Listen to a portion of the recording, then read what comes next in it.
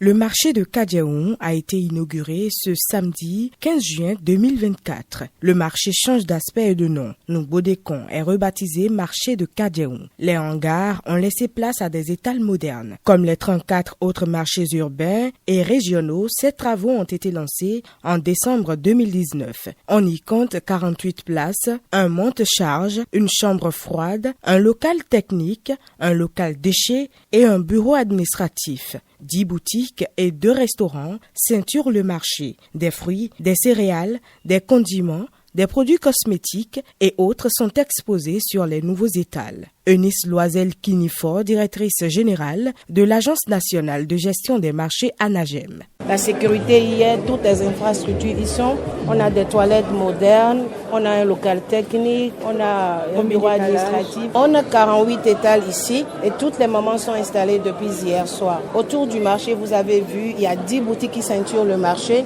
et il y a 2 restaurants qui viennent s'ajouter, ce qui porte à 12 le nombre de locales tout autour du marché. Erika Aclé est médecin de profession mais aussi commerçante. Elle a pu trouver une place au sein du nouveau marché de Kadjaoun. Elle y commercialise des produits qui pourraient servir à faire des trousseaux pour bébés. Ses collègues du marché et elle sont ravis de prendre place dans ce nouveau marché. Je fais un peu de tout, particulièrement accentué sur tout ce qui est outils ou bien tout ce qui est marchandises de bébés, trousseaux de bébés. Je suis vraiment ravie, très ravie. C'est vraiment une innovation qu'il faut vraiment louer parce que nous n'avons jamais vu de tel. J'ai encore eu la chance d'être ici encore parmi les anciens et je rends grâce et je remercie aussi ceux qui ont considéré pour m'aimer ici. Pour le moment, il y a des galettes, arachides, biscuits, bonbons et toffee. Et il y a des glacières, des poêles, des casseroles. Selon la ministre des Affaires sociales, le marché dispose d'un règlement intérieur qui interdit l'exploitation des enfants dans le marché. Véronique Toinfodé. Le règlement intérieur qui régit ces marchés interdit par contre